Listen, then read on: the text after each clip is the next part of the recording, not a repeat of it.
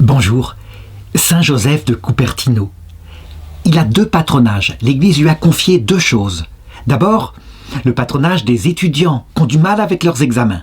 Et deuxièmement, il est le patron des aviateurs. Tout cela, ça a un sens, et le récit de sa vie va permettre de l'expliquer. Mais d'abord, je voudrais commencer par cette phrase de Jésus, qui je crois caractérise le plus ce saint extraordinaire, pratiquement unique dans l'histoire de l'Église. C'est en Matthieu chapitre 11, verset 25. En ce temps-là, Jésus prit la parole et dit « Je te bénis, Père, Seigneur du ciel et de la terre, d'avoir caché cela aux sages et aux intelligents, et de l'avoir révélé aux tout-petits. Oui, Père, car tel a été ton bon plaisir. » Eh bien, si on regarde la vie de Saint Joseph de Cupertino, un homme tout simple, un pauvre prêtre, infiniment incapable de passer des examens, et qui est une explosion de phénomènes mystiques extraordinaires qui révèlent comment fonctionne la vie surnaturelle, comment elle peut grandir, je crois qu'on a la meilleure, la plus simple leçon pour tout comprendre en théologie, ce qu'on fait sur terre, à quoi ça sert les souffrances, etc. Et en effet, je crois que la Vierge Marie, parce que la Vierge Marie a eu un rôle très important dans sa vie, elle a voulu le mettre en avant sur les autels. La Vierge Marie a décidé de faire de sa vie une histoire sensible, justement, à travers des phénomènes visibles, extérieurs, comme des lévitations, des phénomènes sensibles qui révèlent ce qui se passe dans le cœur, ce que Dieu voudrait qu'il se passe dans notre cœur pour que nous obtenions la vision béatifique. Alors je rappelle tout de même ce que c'est que la vision béatifique, parce que c'est un terme compliqué. C'est ce qui se passe au paradis, ce qui explique que le paradis existe et qu'il peut être éternel et qu'on ne s'ennuie jamais. On voit Dieu face à face.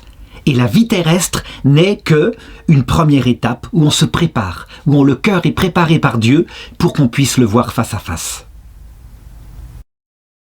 Alors d'abord, la période où il naît. Rien que ça, c'est intéressant. On est en pleine période de ce qu'on appelle les Lumières. Les Lumières, c'est, disons, à partir du XVIe siècle, XVIIe siècle. Lui, il naît en 1603. Qu'est-ce que c'est que les Lumières ? En fait, c'est l'intelligence humaine qui veut se débarrasser de ce qu'elle appelle la superstition, ça veut dire les dogmes de l'Église. Et on la comprend, il y a eu les guerres de religion, c'est quelque chose qui est en train de se produire.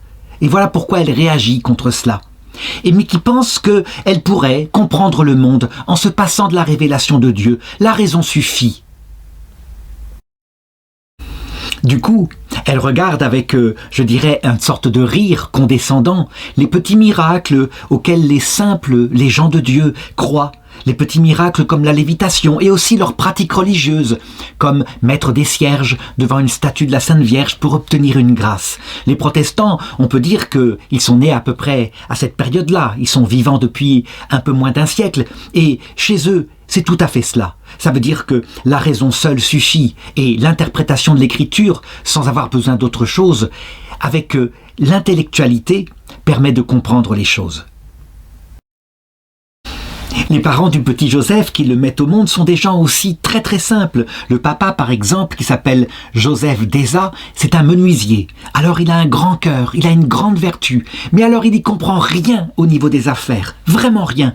Au point que sa femme, elle est obligée de prendre les choses en main et même de faire intervenir parfois des agents de police. À notre époque, il aurait été mis sous tutelle. Il ne se fait jamais payer, il a les huissiers qui le poursuivent. Et elle, parce qu'elle est enceinte, elle est obligée de se cacher dans une étable pour accoucher afin de fuir un huissier qui est en train d'arriver au moment même. On peut dire que dans des couples comme ça, la femme méritante, elle prend en main ce que le mari ne peut pas prendre. Et donc cette petite Franceschina Panacca, elle va être une maman formidable. Et son petit garçon est là tout simple. Et elle demande le baptême et elle l'obtient pour lui, évidemment, comme ça se faisait à l'époque, le lendemain même de sa naissance. Toute cette histoire se passe en Italie du Nord. Et sa maman, donc Franceschina, elle fait partie du tiers-ordre franciscain. Ça veut dire que certes, c'est une femme de tête, une matrone italienne. Elle sait gérer sa petite famille, mais elle est toute simple aussi. Et elle apprend à son petit garçon la piété, sur les genoux, de saint François d'Assise, devant la statue de ce grand saint qui aimait tant les animaux. Et son imagination, elle en est touchée à ce petit garçon. Il ne va jamais perdre sa piété. Et il le sait, il est sur terre pour un certain temps, et il se prépare, avec les yeux pleins d'admiration, à rencontrer un jour le ciel. Et alors on le constate, dès l'âge de 5 ans, c'est tellement magnifique, il a une telle piété, un tel amour pour Jésus. Mais c'est tout. Parce que parallèlement, il est comme son père. Il est tellement maladroit, il est tellement mauvais pour les petites études qu'on en reçoit à cette époque-là, que ça en est à s'arracher les cheveux. Sa maman le protège évidemment, mais qu'est-ce qu'il aura comme métier? Oh bien, le papa il a su se débrouiller, pourquoi est-ce qu'il ne saurait pas se débrouiller lui aussi? Toujours est-il que, à un moment donné, il tombe malade d'une grave maladie qui devrait l'emporter au ciel, et la maman déjà s'est préparée à cela. Eh bien, ce petit garçon le dira plus tard. Il a eu un rêve, il a vu la Sainte Vierge et il a vu qu'il le guérissait. Et effectivement, le lendemain, il se réveille, il va parfaitement bien. Et ça va marquer toute sa vie. On peut dire qu'en fait, la Sainte Vierge, ce jour-là, l'a fait sien. Et qu'elle a décidé que sa vie à ce tout petit enfant qui restera si simple, elle va en faire une parabole, une sorte d'explication pour ses autres enfants, afin de donner un modèle de la façon dont on doit se comporter pour aller au ciel. Alors évidemment, cet enfant sauvé de la mort par Marie, il ne pense qu'à une chose, c'est devenir comme ses 2 oncles franciscains, se consacrer totalement à Dieu. Et donc la maman en est fort contente. D'ailleurs, pourquoi est-ce qu'elle ne serait pas acceptée, puisque elle-même est tertiaire franciscaine, et donc à 17 ans, elle se présente avec son enfant. Et les franciscains, eh bien ils voient bien qu'il est un peu gauche comme ça, mais ils sont bien obligés de l'accepter. C'est un noviciat, disons, il est regardant, et puis on lui confie quelques tâches matérielles, et là on l'observe. Alors on constate qu'à la chapelle, alors là, la piété, ça va, aucun problème, il est même complètement parti, il ne lit pas l'office avec les autres, etc. Par contre, dès qu'on lui confie des petites tâches matérielles, il est lambin, ça ne va pas, il est tout le temps dans sa tête, quoi, il est parti dans quelque chose qui doit être une forme de prière, quelque chose qui ne va pas en tout cas. Et donc, quelques-uns en sont énervés. Qu'est-ce qu'on va en faire? Et les franciscains se décident à un moment donné, eh bien, de trouver un prétexte en disant, pour ne pas humilier la maman, qui est tout de même une forte femme, eh bien que c'est sa santé qui n'est pas assez forte. Et donc, ils le congédient. Alors en réalité, j'ai été injuste. Ce ne sont pas les franciscains qui l'ont congédié, ce sont les capucins. Mais ça se ressemble, ce sont 2 familles de l'ordre de Saint-François. Et la maman, quand elle le voit revenir comme ça à la maison, elle est humiliée, parce que malgré tout, eh ben, elle aime bien être fière de ses enfants. Elle en veut beaucoup, beaucoup aux capucins. Et donc, elle va voir les franciscains, et elle insiste pour qu'on le reçoive, on lui fasse faire un autre essai. Et la pression d'une telle femme fonctionne, on le reçoit, mais évidemment sous l'habit du tiers ordre, ça veut dire ceux qui sont chargés des tâches les plus matérielles. Et comme on voit qu'il est absolument pas dégourdi, alors on lui confie une tâche particulière, il devra s'occuper de la mule du couvent. Le pauvre Joseph va recevoir cette tâche comme un honneur qu'on lui fait, une grande grâce, et il va se mettre à s'occuper, avec toute la générosité de son cœur, de ce qui est sa vocation, s'occuper de la mule du couvent, et en même temps, eh bien, il va se consacrer à la prière, parce que, en réalité, c'est une vraie vocation. Il n'a dans le cœur que la recherche de Dieu, de sa Sainte Mère, la Vierge Marie, des saints, des anges. Et alors, les supérieurs qui sont là, eh bien, ils l'observent. Et ils observent en lui tendant des pièges, en lui demandant des ordres, parfois de façon très sèche, la façon dont il se comporte. Jamais un énervement, toujours une obéissance totale, une profonde humilité. Ils se rendent compte qu'en fait, il a des qualités, en tout cas de cœur, extraordinaires. Et puis, à un moment donné, ils se mettent à discuter un peu avec lui tout de même. Et là, il se rend compte que lui, qui n'a absolument aucune connaissance des lettres, le latin, zéro et tout ça, il a une connaissance de Dieu incroyable, une connaissance en fait de la théologie qui semble ne pas venir des études, mais d'autres choses, comme d'une fréquentation de Dieu. Si bien qu'ils s'en parlent entre eux, le père maître des novices en parle aux prieurs, et véritablement ils se disent, on a affaire à quelqu'un d'exceptionnel, sans doute un enfant de Dieu, un enfant de la Vierge Marie. Et donc, on finit par l'accepter à quelque chose de plus grand, à le faire rentrer parmi les frères du monastère. Et c'est ainsi que en juin 1625, il a maintenant donc 22 ans, eh bien, il est admis à prendre l'habit des frères franciscains et il reçoit le nom de religion Joseph. Et le supérieur de son couvent eh bien, reçoit de lui la confidence suivante. Il aimerait beaucoup être parmi les frères qui puissent devenir prêtres. On se dit, mais c'est quelque chose de très différent de son patron, Saint François d'Assise, qui lui ne voulut jamais être prêtre à cause de l'orgueil que ça pouvait susciter, parce que on prêche, on est admiré quand on prêche bien, etc. Lui, au contraire, il veut être prêtre. Prêtre pour pouvoir offrir à Jésus le sacrifice, pour pouvoir l'offrir pour tous ses frères. C'est un sacerdoce contemplatif, et donc les supérieurs pensent que c'est peut-être très bien. La chance qu'il a, c'est que, à cette époque-là, les décrets canoniques du Concile de Trente n'ont pas été appliqués. Et donc, on n'oblige pas, comme le connaîtra par exemple quelqu'un qui lui ressemble beaucoup, le Saint curé d'Ars, à faire des tas d'études en latin. Les études sont moins poussées. On leur demande un peu de connaissance de la Bible, savoir interpréter un texte, des choses comme ça. Et donc, eh bien, le prieur, a priori, accepte et lui le met aux études. Et il arrive un petit peu à lire, il arrive un petit peu à écrire. Mais alors à apprendre, zéro, mais absolument zéro. C'est mauvais comme tout. Rien. On peut dire globalement que le seul texte qu'il semble arriver à commenter, c'est l'évangile de l'enfance, en particulier en Saint Luc, avec l'Annonciation et surtout la Visitation. Ce chant de Marie si extraordinaire, cette louange de Sainte Anne quand elle reçoit Marie qui vient la visiter. Et donc il étudie comme il le peut. Et à un moment donné, on se dit, évidemment, les supérieurs sont sans illusion, ils voient bien son niveau. On se dit au bout de 2 ans qu'on va le présenter à l'évêque du lieu, avec d'autres frères, pour qu'éventuellement ça passe et qu'il soit ordonné. Et l'évêque du lieu, lui, il décide tout de même de vérifier le niveau de ses postulants au sacerdoce. Il faut que le niveau monte, il y a des directives de l'Église. Et donc, il se fait présenter Joseph et il choisit au hasard un sujet. Et le sujet va tomber, comme par hasard, sur le texte de la Visitation. « Heureux le saint qui t'a porté ». Les autres frères qui sont là, évidemment, sont très inquiets. Ils se disent que la supercherie, son mauvais niveau théologique va apparaître. Eh bien, pas du tout. Il se met à parler et il fait un commentaire absolument superbe, en italien, un commentaire de ce passage de l'Évangile, tellement profond que l'évêque est stupéfait et il décide de ne pas l'interroger sur autre chose. S'il avait gratté un peu plus les choses, eh bien évidemment qu'il se serait rendu compte qu'il y avait, quelque part, supercherie. Toujours est-il que du coup, il est admis aux ordres. Et là, je voudrais m'arrêter, parce que c'est quelque chose qui n'est pas la première fois. C'est arrivé parfois, vraiment. On peut le dire, l'Église, parfois, elle a mis des conditions au sacerdoce pour élever le niveau du sacerdoce qui était très intellectuel, et en particulier la connaissance du latin. Ça a été un vrai problème pour des centaines de vocations qui du coup ne sont jamais arrivées au sacerdoce parce que, fils de paysans pleins d'amour pour Dieu, ils n'arrivaient pas à faire rentrer dans leur mémoire, qui n'était pas entraînée, ces déclinaisons latines.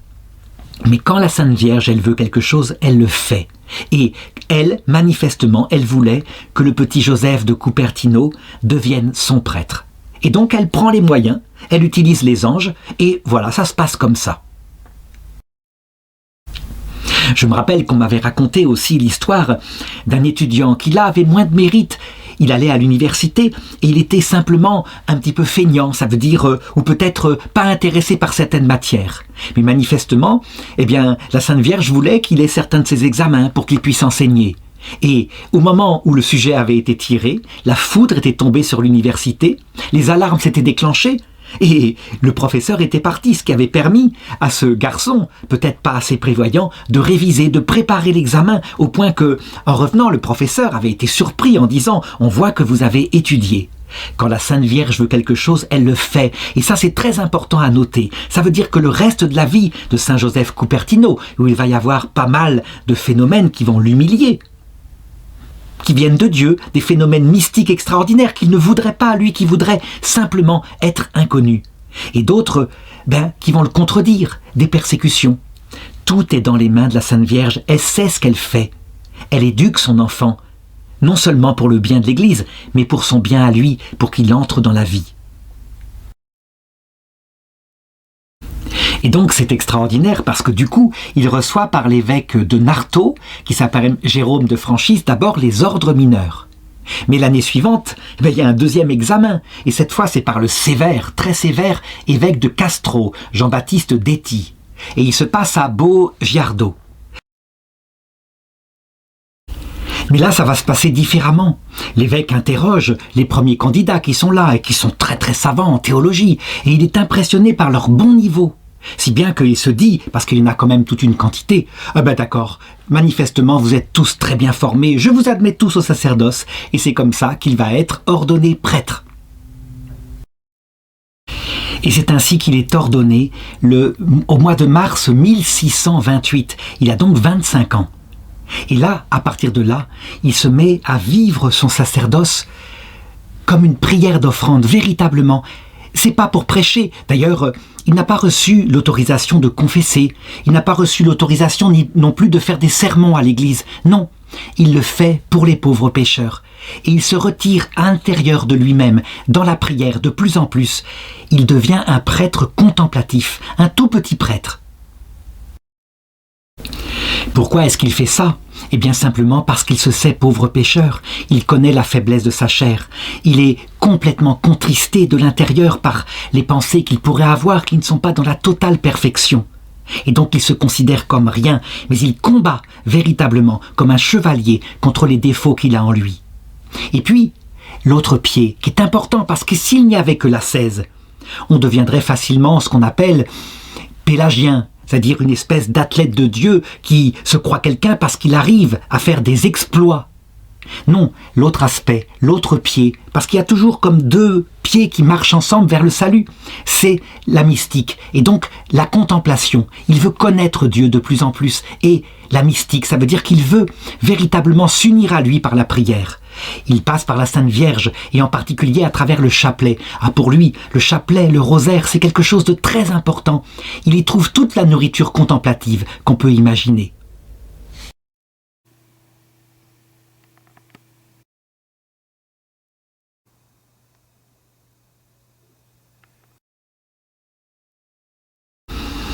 Cette mystique-là, si elle n'était pas accompagnée d'ascèse, elle pourrait produire aussi de l'orgueil. On pourrait finir par se croire quelqu'un parce qu'on a de grandes lumières, etc.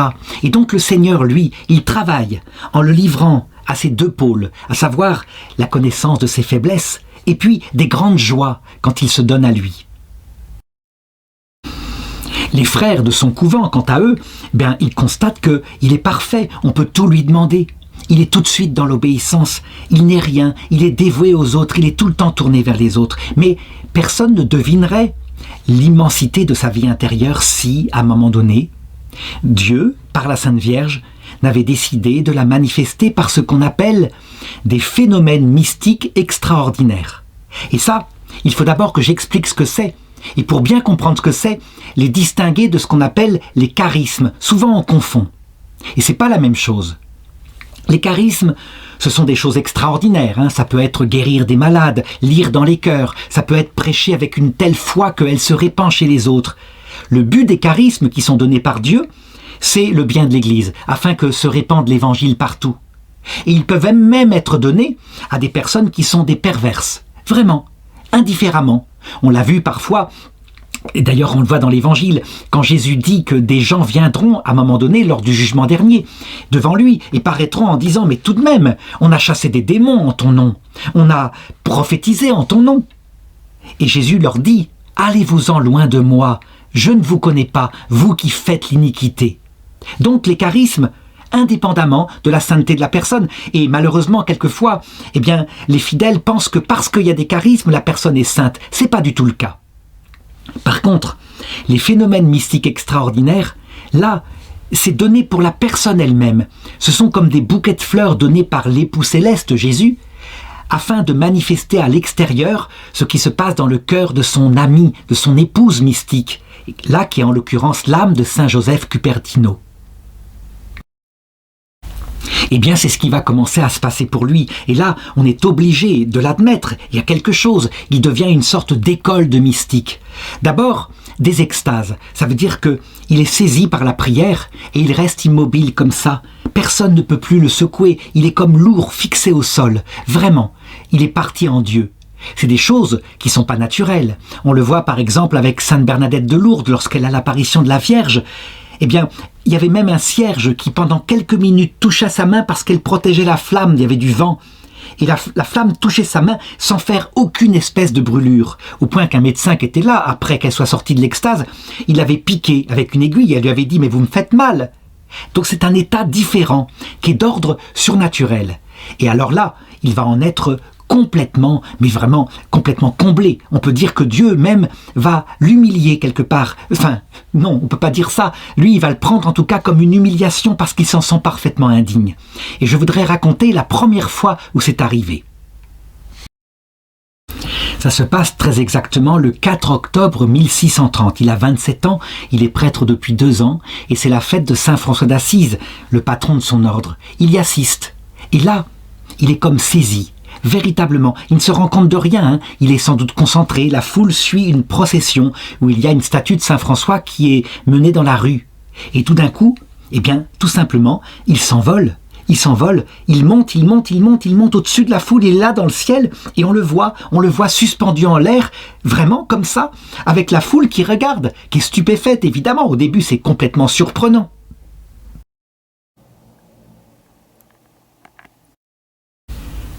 Il redescend doucement. Et là, il reprend conscience et il se rend compte de ce qui vient d'arriver parce que la foule est là, qui l'entoure, qui est stupéfaite. Il est tellement bouleversé que il s'enfuit, il se sauve, il veut voir personne. Il se cache et à partir de ce moment-là, sa vie va être complètement bouleversée, sauf que lui, il ne comprend rien dans sa simplicité. Il n'a pas les mêmes réactions que par exemple un Saint Philippe Néri en Italie, à qui ça arrivait aussi, et qui lui avait suffisamment d'humour, même devant le Seigneur qui lui imposait de telles choses pour lui dire « Tu vas voir, tu me prends en extase pendant la messe, pendant des heures, au point que les supérieurs se plaignent, et les fidèles aussi. Eh bien, puisque tu m'emmènes en lévitation, je vais mettre le chat sur l'autel. Et si tu refais ça, le chat te mangera. Alors, on verra bien. » Et effectivement, à partir de ce jour-là, les lévitations pour Saint Philippe Néri s'arrêtèrent. Pour Joseph Cupertino, c'est pas du tout comme ça. Il ne sait pas qu'on va les combattre. Et il suffit parfois qu'on prononce le nom de Jésus, de Marie, ou qu'on parle d'un mystère particulier, et il s'envole. Et il ne se rend même pas compte qu'il s'envole. Ça devient gênant. Et je dirais, non seulement lui est gêné, complètement contrit, et il supplie le Seigneur de le libérer de ça, mais les frères eux-mêmes, ils sont distraits dans leur oraison. Ça veut dire que quand ça se passe pendant l'office, ils sont là qui, au lieu de regarder leur psaume, regardent le frère Joseph qui est en lévitation. Si bien qu'à un moment donné, ça devient trop, et les supérieurs s'énervent. Et le supérieur, à un moment donné, lui demande, au nom de l'obéissance, de descendre. Ça marche. Aussitôt, il descend. Et il se pose sur le sol. Et dès qu'il retombe en lévitation, le supérieur lui demande au nom de l'obéissance de descendre et il descend. En fait, on a bien ici un double phénomène mystique extraordinaire qu'il faut considérer. D'abord, elle révèle l'âme de Saint Joseph de Cupertino. Elle ne pense qu'au ciel. Il est fait pour le ciel. Il n'est pas fait pour cette terre. Et donc, dès que quelque chose lui fait penser au ciel, il s'en va dans le ciel. Donc, le phénomène sensible, il part dans le ciel, signifie ce qui se passe dans son âme. Il aspire à l'autre monde. Deuxièmement, quand le supérieur lui demande dans l'obéissance de descendre, aussitôt il le fait. Et ça c'est très important. Ça indique quoi ? Eh bien que l'obéissance, c'est la manifestation ultime de l'humilité et de l'amour. Attention, l'obéissance en elle-même, elle pourrait être infantilisante, elle pourrait même être faite par orgueil, mais elle peut être, quand elle est vécue, fondée sur une humilité très profonde et sur un amour de Dieu profond, elle peut être le sommet. Et c'est vrai, les moines le savent, obéir au sens profond du terme, ça veut dire sans critique, sans aigreur. C'est la marque que sa volonté propre, on y a renoncé. Il en est là. Et donc, même en extase, alors qu'il n'entend rien, puisqu'il est en extase, il obéit. Et voilà ce que veut signifier Dieu. Alors évidemment, attention à la compréhension. L'obéissance, c'est le mystère spirituel le plus le plus fragile, mais aussi le plus facile à détourner de son rôle. Ça veut dire qu'on a vu parfois, du coup, au XIXe siècle en particulier, pendant ce grand renouveau qu'il y a eu en France, des supérieures religieuses mettre l'obéissance quasiment au-dessus de la charité et même au-dessus de l'humilité. Et parfois, elles avaient institué des rituels comme par exemple les sœurs, quand elles voyaient passer leur prieur, elles devaient se prosterner contre le sol, etc. Non, il faut bien comprendre, l'obéissance n'a de valeur que si elle est portée par l'humilité et la charité. Et d'autre part, elle n'a de valeur que si elle est choisie. Ça veut dire que quand un ordre est demandé, qui n'est pas bien, un ordre dans le domaine du péché ou dans l'ordre de l'hérésie, eh bien on ne doit pas obéir. Il faut bien comprendre ça. Donc l'obéissance adulte, elle est vécue par une personne très maîtresse d'elle-même, très lucide, branchée sur Dieu, et donc en conséquence très humble et très aimante. Alors évidemment, les phénomènes mystiques extraordinaires, aussi grandioses que ça, au début c'est fantastique, mais à un moment donné, évidemment, ça énerve ses supérieurs et même les frères, qui, quand on marre, ça va bien un peu. Et donc à un moment donné, le supérieur, il finit par lui faire une feuille d'obéissance où il marque exactement ce qu'il veut qu'il fasse et à quel moment, et lui, eh bien il obéit. Mais il est prêtre, et donc à un moment donné, il reçoit de son évêque, alors qu'il n'a même pas le pouvoir de confesser, qu'il n'a pas non plus le pouvoir de prêcher. Il l'aura par moment, Il reçoit en tout cas le pouvoir d'exorciser, parce qu'on se dit, il est très pieux, et peut-être que ça marchera. Il y a un rituel dans l'Église, un rituel d'exorciste avec une façon de faire très codifiée. Eh bien lui, tout simplement, il va le faire peut-être tout à fait différemment. Et c'est là que ça montre un petit peu aussi ce que c'est que l'exorcisme. L'exorcisme, c'est un sacramental. Ça veut dire qu'il n'a pas de valeur par le rituel lui-même, mais par la façon dont il est fait avec humilité, charité et obéissance. Et il s'avère que lui, pour chasser les démons, parce que ça marche, et des démons il y en a à cette époque-là, eh bien il utilise sa feuille d'obéissance donnée par son prieur. Et il a compris aussi qu'il faut utiliser les litanies de la Sainte Vierge. Ça veut dire que la Sainte Vierge, qui est la plus humble, la toute petite fille qui n'a aucun pouvoir si ce n'est qu'il vient de Dieu, quand on l'invoque, le démon se sauve. Ça marche, c'est plus efficace que tout le grand rituel du grand exorciste.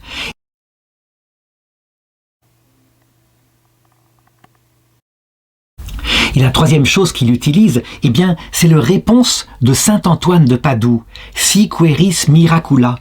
Saint Antoine de Padoue, c'était un frère franciscain comme lui, très pauvre, très humble, mais un très grand théologien, quelqu'un qui mérite d'être docteur de l'Église.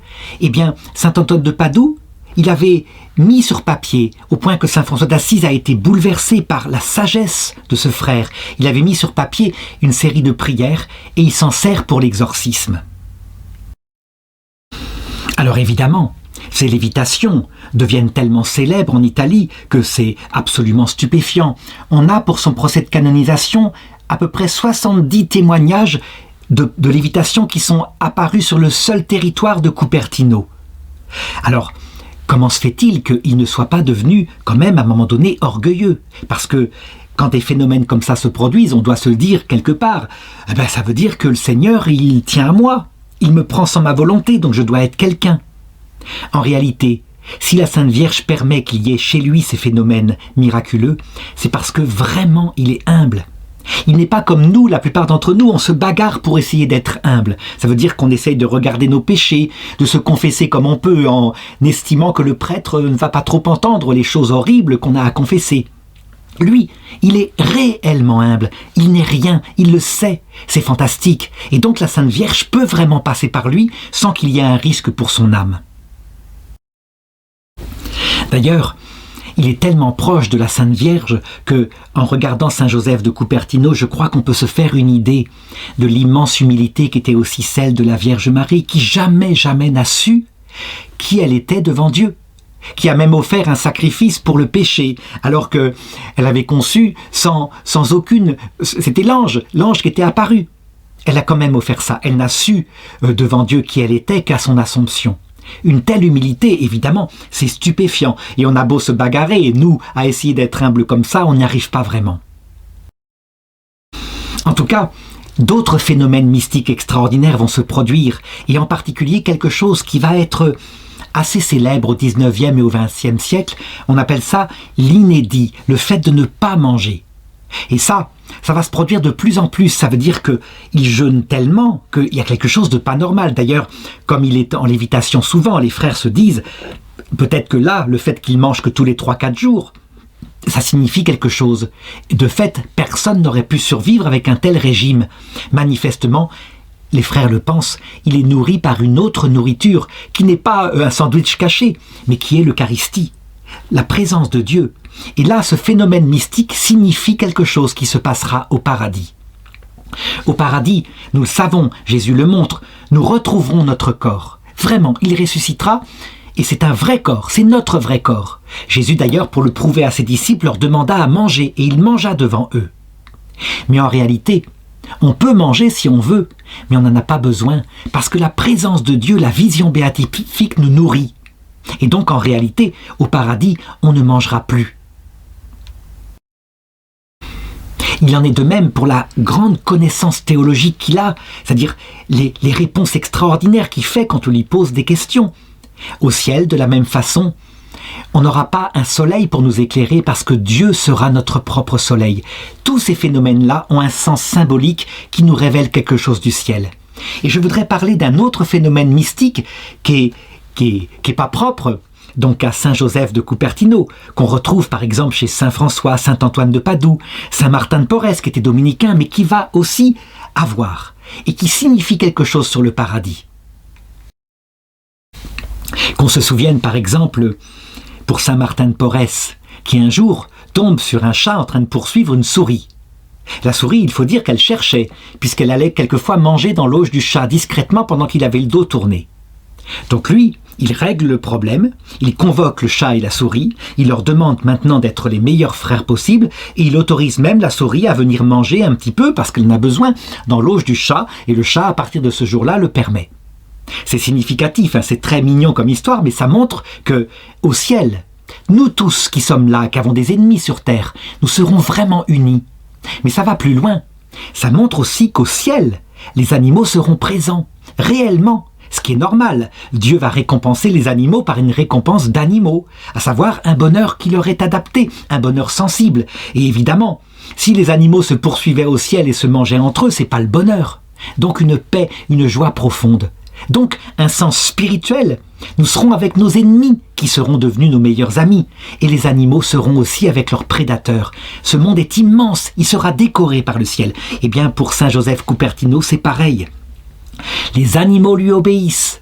Il demande aux souris de ne pas venir manger les réserves du monastère dans le grenier. Elles décident de ne plus venir, elles obéissent aux ordres.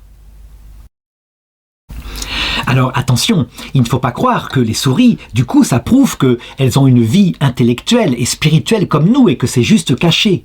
Je me rappelle qu'un jour, dans une des vidéos, je disais « Au paradis, les animaux seront présents » et quelqu'un m'avait attaqué sur Internet en disant « Il prétend que les chiens, les chats auront la vision de Dieu face à face ». Mais non, c'est pas du tout ça. Ils sont, je l'ai dit, tels qu'ils se l'ont par rapport à leur nature. La récompense, par exemple, d'un cochon qui a été mangé au ciel, c'est d'être un petit cochon joyeux, qui jamais ne sera plus mangé, et qui profite des autres cochons, et qui est joyeux comme ça, tout simplement. Évidemment, cette considération-là, qui avait été défendue par des franciscains, elle révèle le cœur de Dieu. Saint Thomas d'Aquin, par exemple, qui était un grand intellectuel, attention, un intellectuel de haut niveau, mais qui peut-être sur ce point-là n'était pas assez simple. Il pensait que les animaux ne seraient pas présents au ciel et qu'il n'y aurait qu'un monde minéral. C'est là qu'on voit très exactement pourquoi la Sainte Vierge a choisi Saint Joseph Cupertino. En réalité, si on pose la question à un enfant sur cette question théologique de très haute importance comme la présence de leur petit chien, de leur cochon d'Inde au ciel, il répondrait immédiatement, mais si Jésus est ce qu'il est, oui, ils auront droit à aller au ciel. Eh bien, les enfants ont davantage de réponses que les grands intellectuels. C'est ça que révèle Saint Joseph Cupertino en comparaison de Saint Thomas d'Aquin. Une petite remarque tout de même. Certains donc vont en conclure. Ça prouve donc qu'il n'y a pas besoin de faire des études, d'étudier la théologie. Dieu, ce qu'il veut, c'est des cœurs humbles, qui n'y connaissent rien, qui simplement croient dans la confiance. Pas du tout, pas du tout. Ce n'est pas ça qui est révélé par la vie de Saint Joseph Cupertino. Les études sont absolument essentielles. Et si on a l'intelligence d'en faire, il faut en faire, parce qu'on peut expliquer aux autres comme ça la foi. Mais sans se départir de ce qui est essentiel et qui ne sont pas les études, mais qui est ce que révèle Saint Joseph Cupertino, l'humilité, l'amour, l'obéissance à Dieu, à son Église, et, je dirais, l'attente de la vie éternelle, dans la simplicité d'enfant.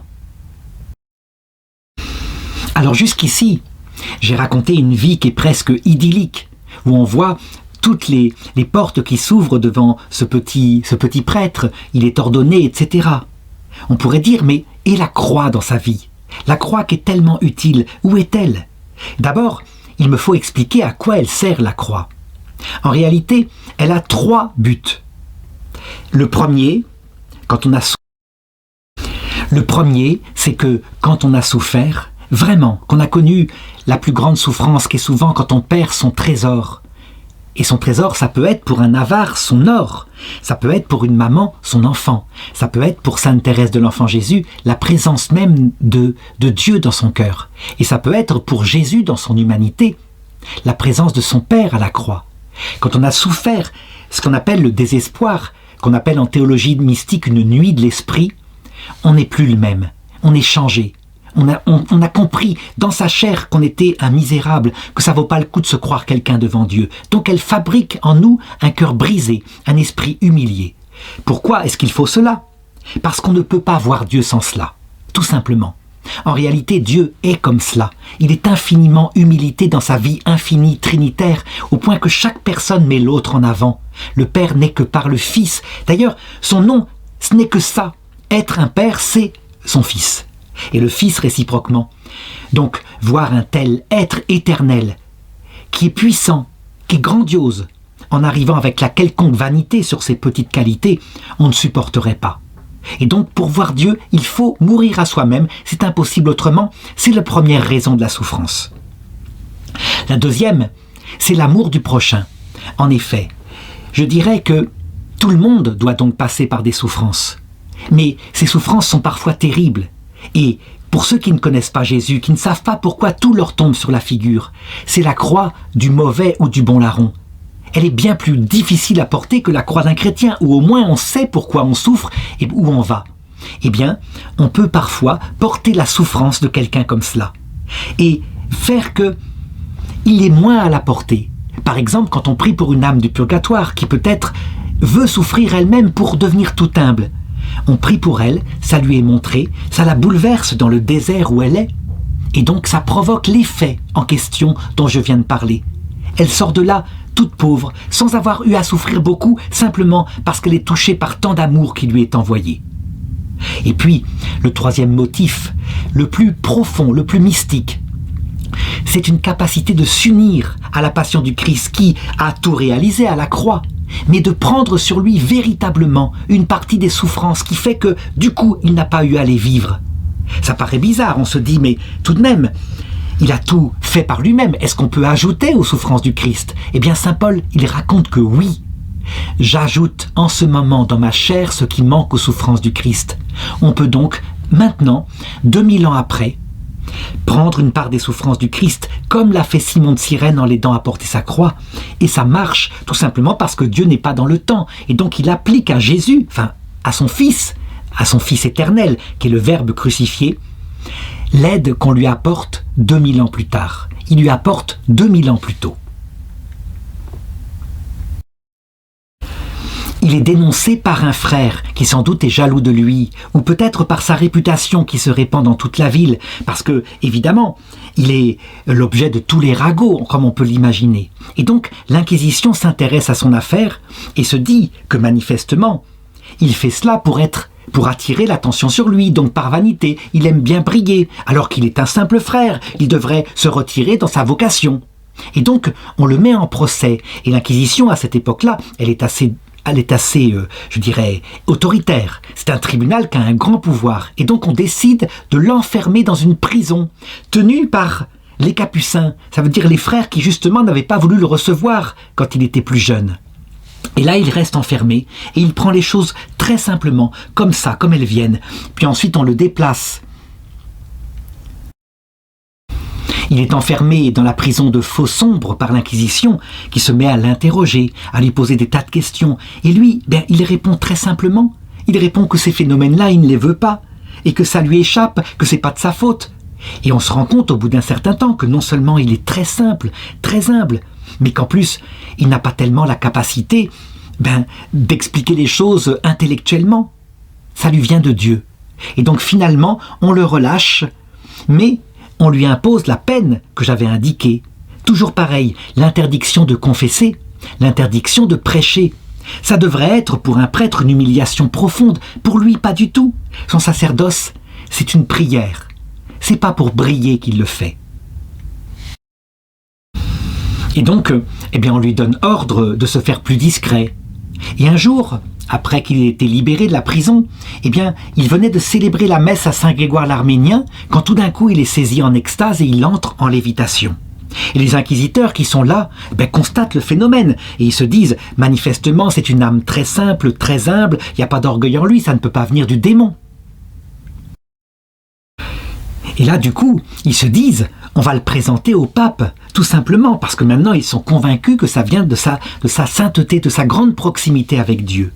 Et donc ils obtiennent une audience auprès du pape Urbain VIII.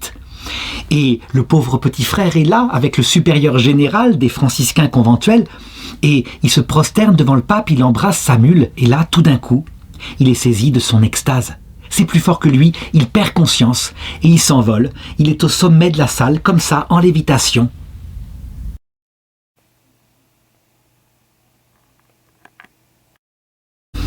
C'est d'abord quelque chose de très important à noter. Actuellement, dans l'Église catholique, on sait qu'il y a de grands doutes par rapport au pape et par rapport à leur ministère. Certains sont prêts à quitter l'Église parce que le Concile Vatican II, par exemple, a pris certaines conclusions théologiques qui sont tout à fait différentes de celles de saint Thomas d'Aquin. Saint Jean Bosco avait indiqué qu'il ne faut jamais se séparer des trois blancheurs que sont le Christ d'abord, la Vierge Marie ensuite et le magistère du pape lorsqu'il se prononce protégé par Dieu dans l'infaillibilité. Je pense que ce phénomène mystique extraordinaire le signifie. Le sacerdoce du pape et ce charisme de quel il est revêtu l'a mis en extase. Le pape Urbain VIII, évidemment, est stupéfait, il constate le phénomène et voilà ce qu'il va dire au Père supérieur. Il va dire « Écoutez, je m'y engage, si frère Joseph mourait sous notre pontificat, alors nous voudrions servir de témoin à son procès de canonisation pour déposer vraiment du prodige dont nous venons d'être témoins. » Je pense que cette persécution extérieure qu'il a subie, c'est la même chose. C'est un phénomène mystique extraordinaire qui nous permet de voir que, en fait, ça vient de Dieu. Ça ne vient pas de nous. D'ailleurs, très vite, les choses vont se passer beaucoup plus durement à l'intérieur de lui-même. Je dirais des souffrances venant de Dieu, des nuits qui vraiment ne peuvent venir que de Dieu. En effet, d'abord, lui, tout simple, il aurait voulu qu'on le renvoie après cette grande épreuve qu'il a vécue très bien au couvent de Grotella, donc là où il avait fait tout son noviciat. Mais non, on décide de l'envoyer au couvent d'Assise, où on le met sous la direction d'un prieur qui, lui, ne croit pas du tout en ces machins-là, qui s'en méfie énormément, et qui donc le méprise beaucoup. Mais ça, ce ne serait rien, il est habitué, après tout. Non, le problème c'est que en même temps, Dieu lui retire sa présence complètement. Ça veut dire qu'il va vivre à partir de cette période-là ce qu'on appelle une vraie nuit de l'esprit. Il ne sait plus, il croit parce qu'il dit qu'il croit. C'est quelque chose de très étrange quand son intelligence n'a plus de lumière. Ça n'a rien à voir avec la perte des sensations, simple nuit des sens, c'est beaucoup plus profond. Toujours est-il que c'est une telle crise, une telle souffrance, un tel désespoir, il pleure, que le supérieur général en est informé et décide de le faire quitter ce couvent. Il le rapatrie donc à Rome, et là, toutes les grâces reviennent. Ça aussi, c'est un phénomène à noter.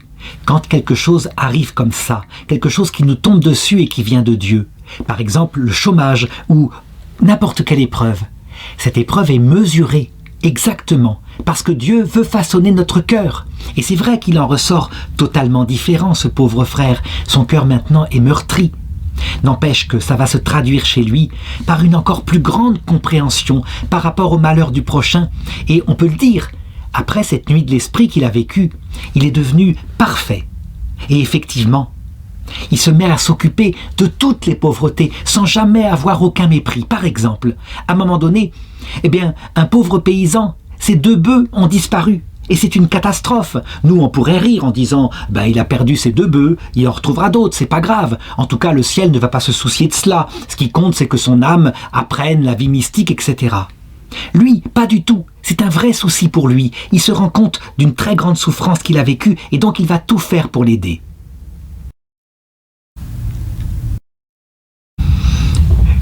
En fait, on ne s'adresse pas à lui. Les bergers viennent au couvent des franciscains et ils demandent simplement aux frères de célébrer, de faire une cérémonie et de prier saint Antoine de Padoue afin qu'on puisse retrouver les bœufs, tellement ça leur est important. Et lui, il est sur le côté, personne n'y a pensé.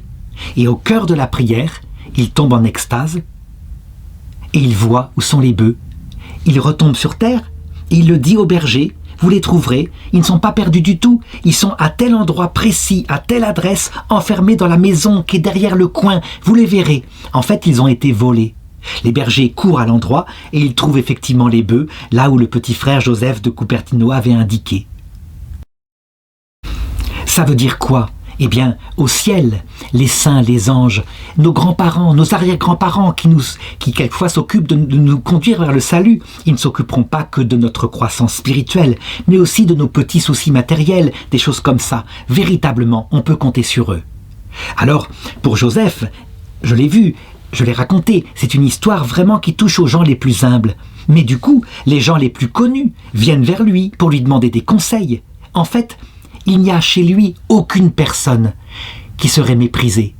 On sait que par période, l'Église, elle a tendance à mépriser les riches pour s'occuper des pauvres, ou alors à d'autres périodes à s'occuper des riches et à mépriser les pauvres. Non, toute âme a la même valeur devant Dieu, que ce soit le plus petit enfant qui a été avorté ou que ce soit le plus grand des rois.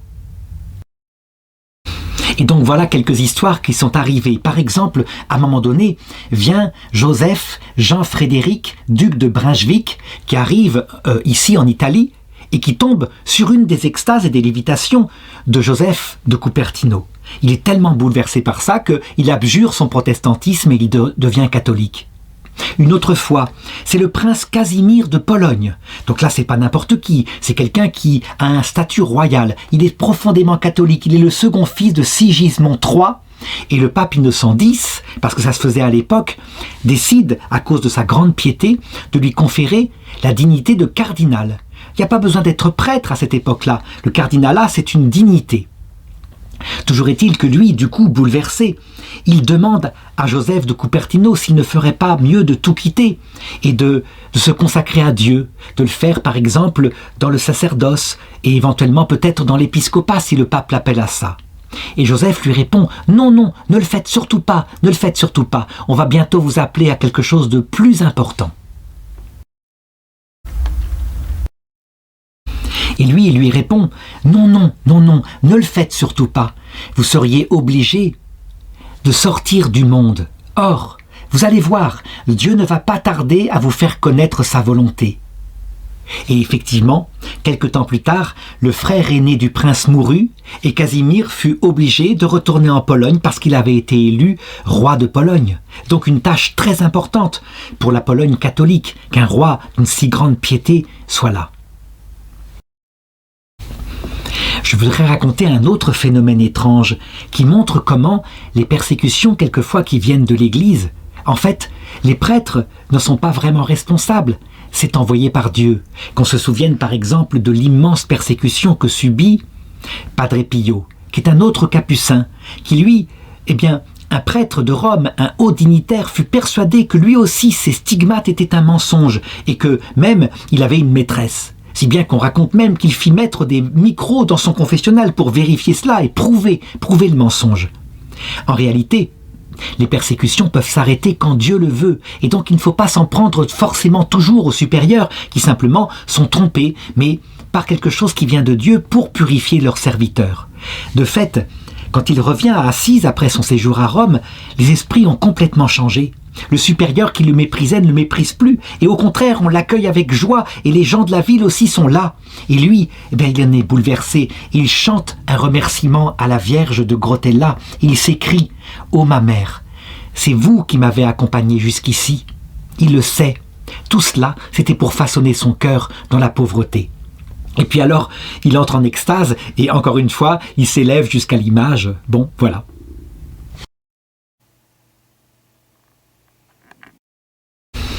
Certains se demandent parfois si la nuit de l'esprit et les épreuves ne viennent qu'une fois, puis après on est tranquille. Ça ne reviendra pas parce qu'on a compris, on a tellement souffert. Non, dans l'être humain, très vite, quand l'épreuve et la crise de désespoir qu'on a eu passe, on finit par l'oublier. Et je dirais que l'orgueil, cette 7e tête dans le péché en nous, peut repousser sans arrêt. Et donc, eh bien, le temps passe de la même façon et Saint Joseph Cupertino va reconnaître la persécution. Nous sommes maintenant en 1653, donc il a 50 ans, et le pape Urbain VIII est mort. Et son successeur, c'est le pape Innocent X, qui charge l'inquisiteur de Pérouse, qui s'appelle Vincent-Marie Pellegrini, de se tenir informé au couvent des Capucins de Petra Rubea sur l'attitude du frère Joseph. En fait, c'est le pape lui-même, Innocent X, qui maintenant se méfie de lui. Il a du bon sens, ce pape. Il se dit, c'est quoi ces phénomènes-là qui impressionnent toutes les âmes faibles? Moi, je suis un théologien, on va vérifier, ne serait-ce que ça. Et donc, de nouveau, il est exilé dans le couvent d'Assise. Et de nouveau, l'épreuve lui tombe dessus. Il va y rester cette fois 9 ans. Avec les grâces qui ont disparu. Et les gens qui, par contre, sont là et qui l'entourent, qui sont persuadés que c'est un saint. D'ailleurs, la ville lui-même finit par le nommer citoyen d'honneur. Et les gens viennent en foule.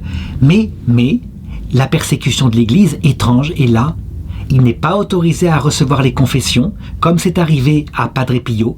Il n'est pas non plus autorisé à participer aux processions, parce qu'on craint qu'il entre encore en lévitation. Quand le pape Innocent X entend parler de cette foule qui vient le voir, et lui, il est bien obligé de recevoir. Alors il se met en colère et il dit il faut manifestement l'éloigner des foules qui pourraient entraîner à n'importe quoi. Et donc on l'oblige à partir dans un lieu désert. Il n'a même plus le droit de recevoir des lettres ni d'y répondre. Là, il a un prieur qui est capucin, il est du côté de Petra Rubia et ce prieur a l'ordre d'être très sévère avec lui. Ensuite, le pape l'éloigne encore et le déplace à Fosson-Bronnet, qui d'ailleurs porte le nom de l'épreuve qu'il a pu vivre à cette époque-là. Les persécutions vont durer jusqu'à la mort du pape Innocent X.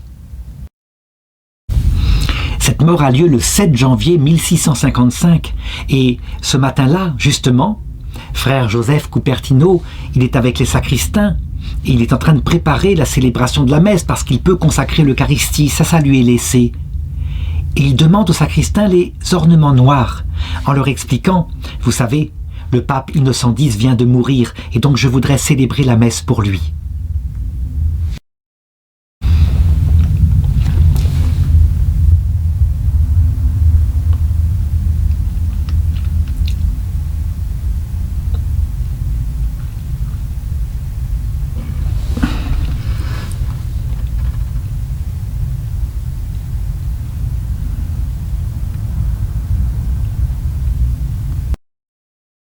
Lorsque le nouveau pape est élu, il s'appelle Alexandre VIII de la famille Chigi. Eh bien, les frères capucins, qui eux savent très bien qu'il est persécuté, supplient le pape et lui demandent de faire cesser l'exil. Alexandre VIII, lui aussi, il est remonté contre ces phénomènes-là. Et nous sommes en pleine Renaissance, et donc il refuse. Et même, il l'envoie encore plus loin en exil, à Osimo. Et là, il lui est interdit de parler à quiconque, sauf à l'évêque, au vicaire général de l'ordre, à ses frères moines et éventuellement aux médecins. Eh bien Joseph, il accepte ça tout paisiblement. À un moment donné, il y a même le cuisinier qui oublie de lui porter à manger et il reste comme ça pendant plusieurs jours sans manger, il ne se plaint pas. Là encore, il faut se demander, qu'est-ce qu'il y a ici comme phénomène mystique extraordinaire dans cette épreuve qui va durer jusqu'à sa fin. En réalité, on peut se dire, mais les papes, là, est-ce qu'ils ne sont pas absurdes? En fait, il faut essayer de se plonger dans la compréhension de ce qu'ils font. D'abord, ils savent que les phénomènes comme ça, ils ont deux effets. Il y a un effet positif chez les libres penseurs, les libéraux de cette époque-là, comme je l'ai dit, avec la conversion de ce protestant. C'est vrai, eux, ça peut être quelque chose de formidable. Mais ils ont aussi un effet négatif, souvent chez les braves gens, qui, au lieu de s'attacher à ce que signifient ces phénomènes, à savoir l'humilité, la charité, la pauvreté, l'obéissance, s'attachent au phénomène lui-même, et donc courent le merveilleux et abîment leurs âmes. Donc on le voit, quand on est confronté à un pape qui quelquefois envoie des épreuves comme ça, successivement, ça peut venir, et il faut essayer de le chercher, ça peut venir d'une intention positive. Le pape Benoît XVI demande à ce qu'on essaye de comprendre, même si les décisions pastorales des papes ne sont pas infaillibles, qu'on essaye d'abord de comprendre ce qu'ils ont voulu faire avant de les critiquer. Et il me reste à raconter la chose quelquefois qui est la plus importante et la plus significative, la fin de sa vie. Nous sommes le 10 août 1663 et là Joseph est atteint d'une forte fièvre et il conserve sa gaieté. Et il dit simplement à ses frères, vous savez, je vais bientôt rejoindre Dieu, cette fois c'est pour de bon. Et effectivement, il célèbre la messe, nous sommes le 15 août, et il s'envole une dernière fois. Il est donc en lévitation. Et puis, début septembre, ses frères commencent à l'entendre murmurer des phrases comme « L'âne a commencé à gravir la montagne ». Et l'âne, c'est son propre corps, hein. Il utilise le même langage que saint François d'Assise. Et il vit sa vie simplement. À un moment donné, il est obligé de s'aliter. Nous sommes le 18 septembre 1663. Et là, il a annoncé qu'il mourrait le jour même. C'est quelque chose aussi qui est assez intéressant. Parfois, la date de notre mort nous est donnée par Dieu. Ça va être son cas. Et il y a beaucoup d'autres exemples dans l'Église. Toujours est-il qu'on lui donne les saints sacrements, le dernier sacrement, parce que on lui fait confiance. Hein. Les frères savent très bien quelle est sa sainteté. Et il meurt tout simplement en récitant les litanies de Notre-Dame. Il a 60 ans, il est enterré, tout simplement. Et les gens, quand ils apprennent sa mort, eh bien, évidemment, instantanément, ils le savent. Ils vont auprès de son tombeau ou alors ils prient. Le futur Saint Joseph Cupertino, le peuple de Dieu, il le sait qu'il est saint, avant même que l'Église l'ait prononcé. Et on ne pourra pas arrêter le peuple de Dieu. Les miracles se multiplient après sa mort. Des miracles concrets, comme ceux qu'il avait faits durant sa vie.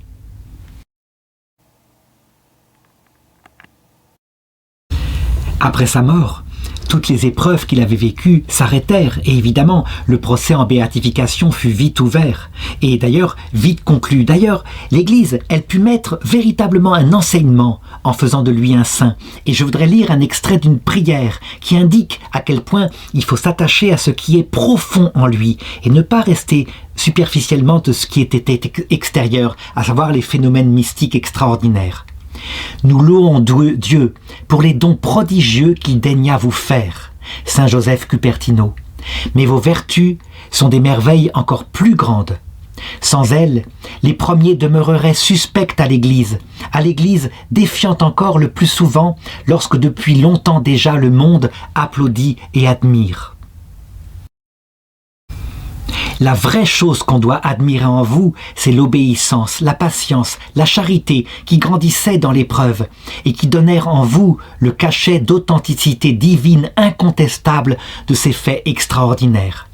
Et aucune contrefaçon grimaçante venant du démon n'aurait pu arriver comme cela quand on voit la vertu immense de votre âme. Satan peut promener Simon dans les airs. Il ne saurait faire un homme humble.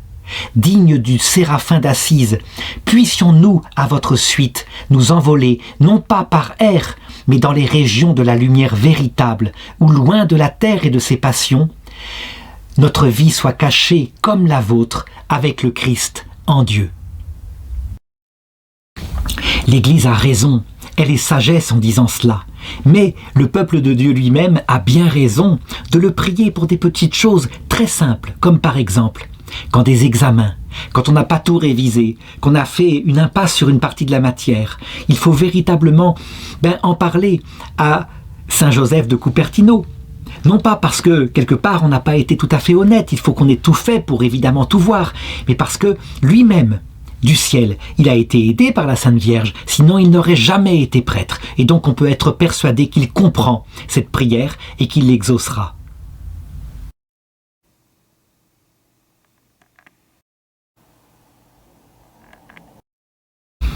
Quant à en avoir fait le patron des aviateurs et le patron aussi de ceux qui sont cosmonautes, là, c'est davantage de l'humour. Et je dirais, l'humour du ciel peut-être se plaît à ça. Et donc, il ne faut pas hésiter, lorsqu'on prend l'avion, eh bien, à se remettre aussi à la protection de Saint Joseph Cupertino.